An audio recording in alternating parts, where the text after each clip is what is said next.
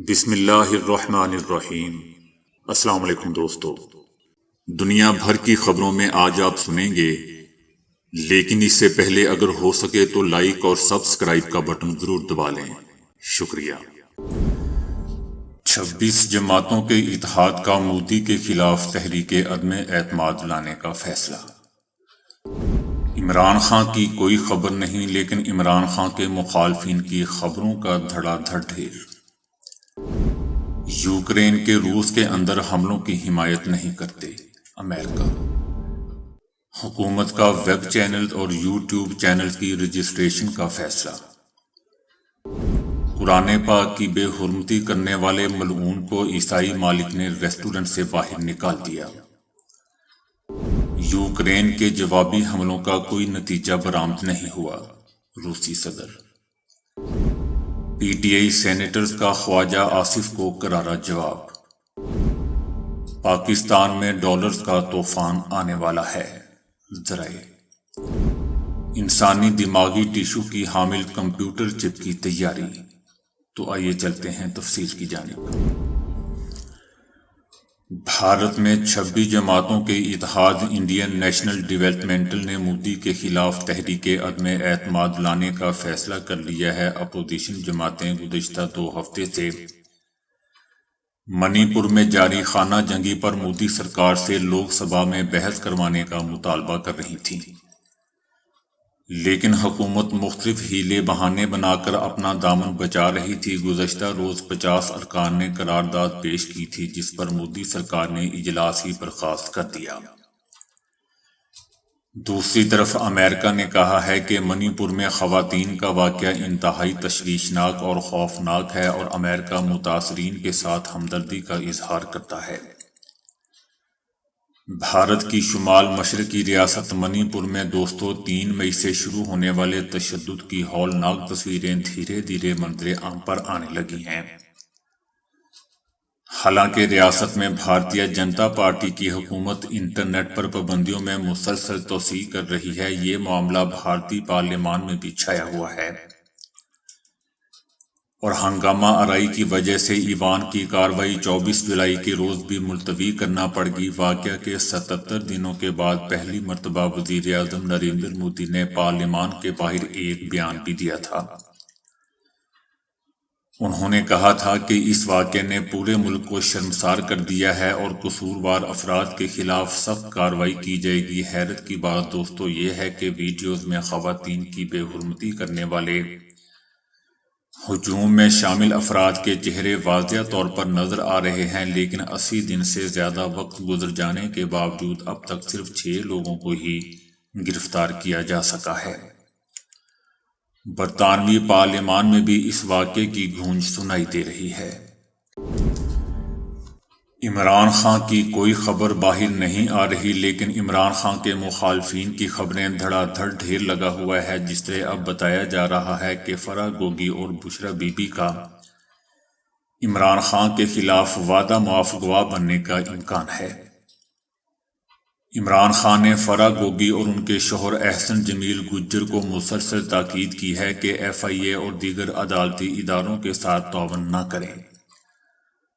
فرح تقریباً 1 مہینے سے پاکستانی پولیس کے ساتھ رابطے میں ہیں اور پہلے ہی ان کے ساتھ تعاون کر رہی ہیں۔ فرح گوگی نے پہلے ہی پاکستانی حکام کو اہم معلومات پہنچا دی ہیں، اور ورکنگ کنیکشن پہلے ہی قائم ہو چکا ہے۔ فرح کو مئی کے پہلے ہفتے میں متحدہ عرب امارات چھوڑنے کی درخواست کی گئی تھی، جب پاکستانی حکومت نے خلیجی ریاست کو مطلع کیا تھا کہ وہ ایک مطلوب شخص ہے اور دبئی میں رہتے ہوئے بدعنوان سرگرمیوں میں ملوث ہے۔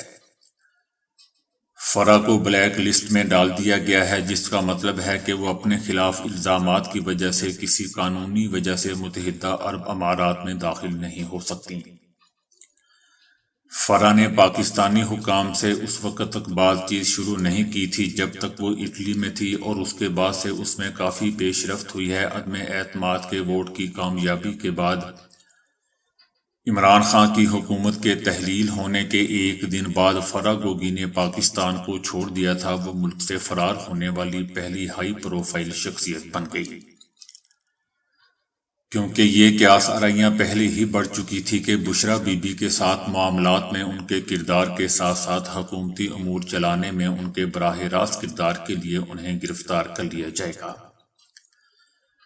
وہ پاکستان سے دبئی پہنچی، پھر امریکہ گئی اور دبئی واپس آ گئی۔ پاکستان میں تفتیش کاروں کی رائے ہے کہ فرح نے عمران خان اور بشرا کو گھڑیوں کا مجموعہ فروخت کرنے میں مدد کی، جو سعودی ولی عہد شہزادہ محمد بن سلمان نے پاکستانی قوم کو دیا تھا، اور دبئی میں رہنے والے کاروباری عمر فاروق ظہور کو $20 لاکھ میں فروخت کر دیا تھا۔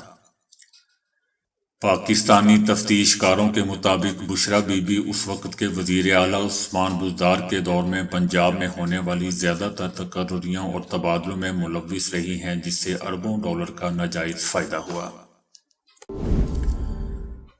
یوکرین کے حملوں پر روس نے سخت جوابی اقدام کا اشارہ دیا ہے اور وزارت دفاع کے ہیڈ کوارٹر کے قریب ہونے والے 2 ڈرون حملوں کو تخریب کاری کی کارروائی قرار دیا ہے۔ امریکی حکام نے بھی یوکرین کی جانب سے روس پر ڈرون حملے کی مذمت کی ہے۔ یوکرین نے روس کے دارالحکومت ماسکو پر 2 ڈرون حملے کیے، جس میں ماسکو میں کچھ عمارتوں کو بھی نقصان پہنچا۔ امریکہ نے کہا ہے کہ امریکہ یوکرین کے روس کے اندر حملوں کی حمایت نہیں کرتا، یہ ایک جنگ ہے، یہ ان کی جنگ ہے جسے روس نے شروع کیا تھا۔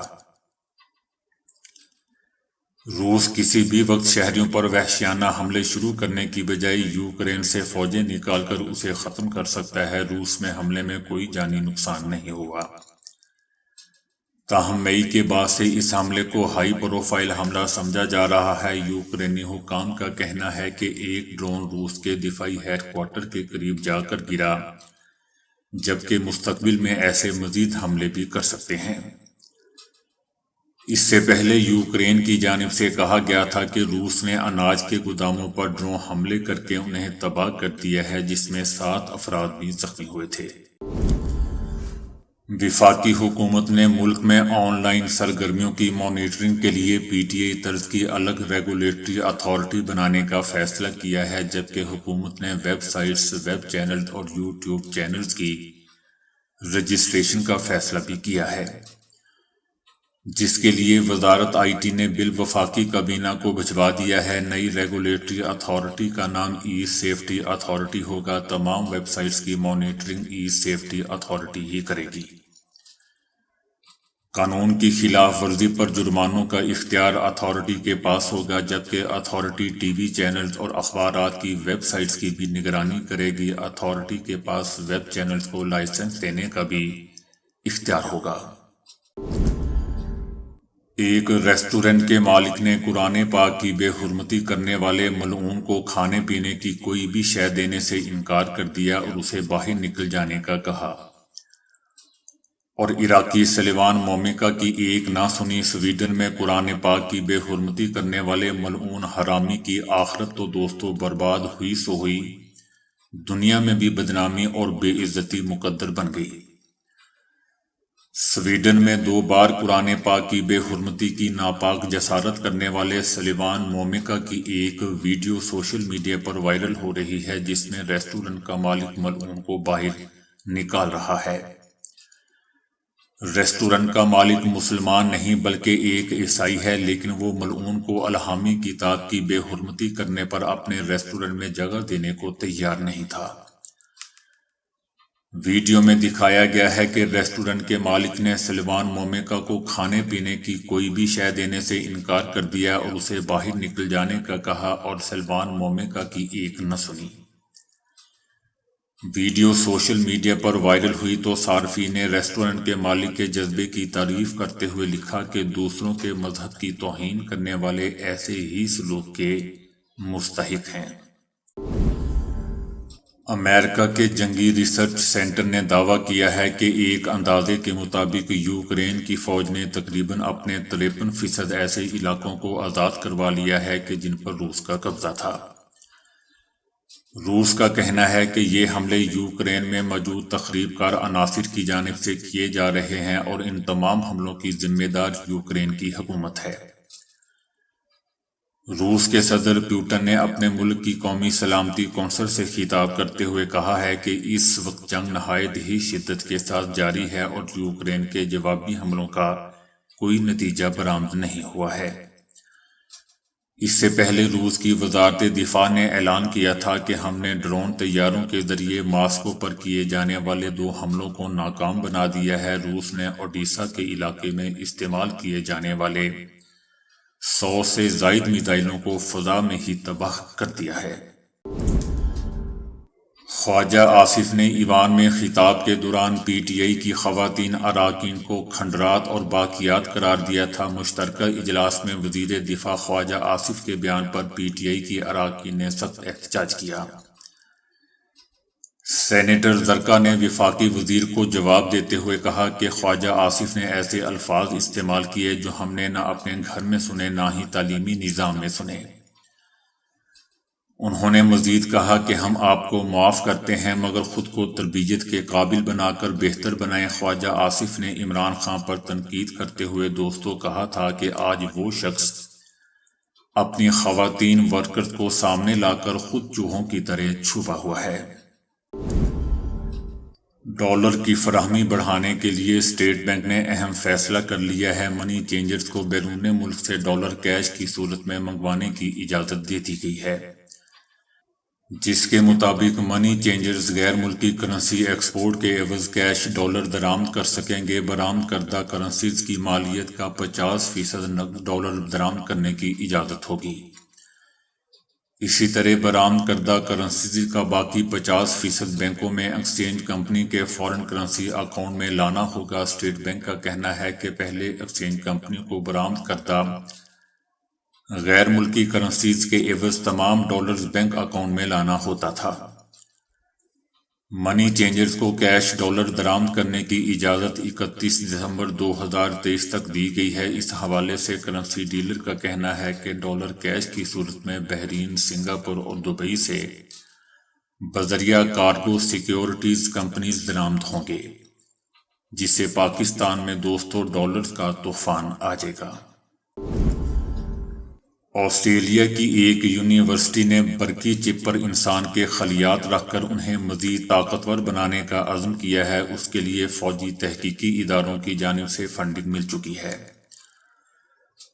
اس کو ڈش برین کا نام دیا گیا ہے، جس میں انسانی دماغی خلیات برقی سرکٹ کو ایک ساتھ سمویا گیا ہے اور پھر مصنوعی ذہانت کے استعمال سے اسے 2 چند کیا جائے گا۔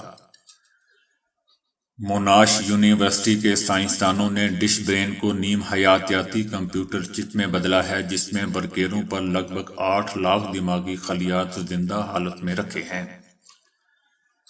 اس سے قبل یہ چپ صرف 5 منٹ میں پنگ پانگ نامی کمپیوٹر گیم کھیل سیکھ چکی ہے۔ ڈش برین ایک جانب تو عصبی خلیات کو پڑھ سکتی ہے اور دوسری جانب برقی سگنل کو ان سے منسلک بھی کرتی ہے۔ اس سے ایک گیم کھیلا گیا ہے جس میں پہلی مرتبہ انسانی خلیات اور کمپیوٹر چپ نے مشترکہ کردار ادا کیا ہے۔ اس طرح پہلی مرتبہ انسانی دماغی خلیات کو بیرونی دنیا کو محسوس کرنے کے قابل بنایا گیا، بلکہ عمل کے قابل بھی بنایا گیا۔ زندہ خلیات والی چپ کو آٹومیشن، منصوبہ بندی اور روبوٹکس، ادویہ سازی اور دماغ اور کمپیوٹر کے درمیان تعلق جیسے اہم شعبوں میں استعمال کیا جائے گا۔ ہائیڈروجل کا استعمال طب میں بڑھتا جا رہا ہے اور اب ایک ایسا ہائیڈروجل بنایا گیا ہے جو نہ صرف گہرے زخم بھر دیتا ہے بلکہ زخموں کے نشانات کو بھی ختم کر دیتا ہے۔ ڈیوک یونیورسٹی اور university of California Los Angeles کے ماہرین نے مشترکہ طور پر جلد کے لیے ایک نیا ہائیڈروجل بنایا ہے۔ متحدہ عرب امارات کی ریاست ابوظہبی میں عدالت نے 5 منچلے نوجوانوں کو لاپرواہی سے گاڑی چلانے پر 6 ماہ قید، 50,000 درہم جرمانہ اور 3 ماہ تک سڑکیں دھونے کی سزا سنائی ہے۔ ابوظہبی کی کورٹ نے ٹریفک سے متعلق 3 مختلف مقدمات کا فیصلہ سنایا ہے جن میں عرب باشندے ملوث تھے۔ ابوظہبی کی سڑکوں پر 5 نوجوان سائلنسر نکال کر گاڑیاں چلا رہے تھے۔ اطلاع ملنے پر پولیس نے ان کے خلاف کارروائی شروع کی اور انہیں حراست میں لے لیا۔ عدالت نے مقدمے کی کارروائی کے بعد کہا کہ ملزمان نے لاپرواہی سے گاڑیاں خطرناک طریقے سے چلائیں۔ اور لوگوں کی جانوں کو خطرے میں ڈالا۔ عدالت نے فیصلہ سنایا کہ ملزمان کو 6 ماہ قید، 50,000 درہم جرمانہ اور 3 ماہ تک کمیونٹی سروس کرنا ہوگی۔ عدالت نے یہ بھی کہا کہ سڑکوں اور سرکاری املاک کو نقصان پہنچانے پر ملزمان کی گاڑیوں کو نیلام کیا جائے اور اس سے ملنے والی رقم سے نقصان پورا کیا جائے۔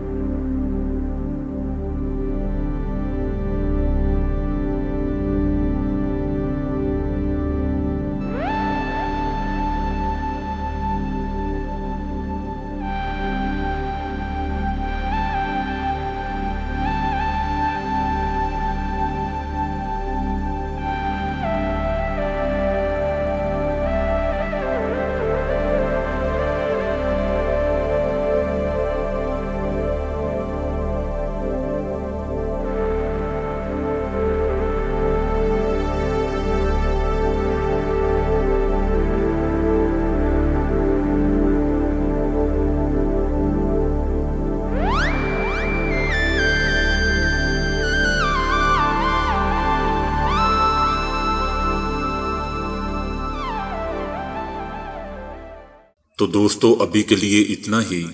ویڈیو کو لائک اور شیئر کرنے کا بہت بہت شکریہ۔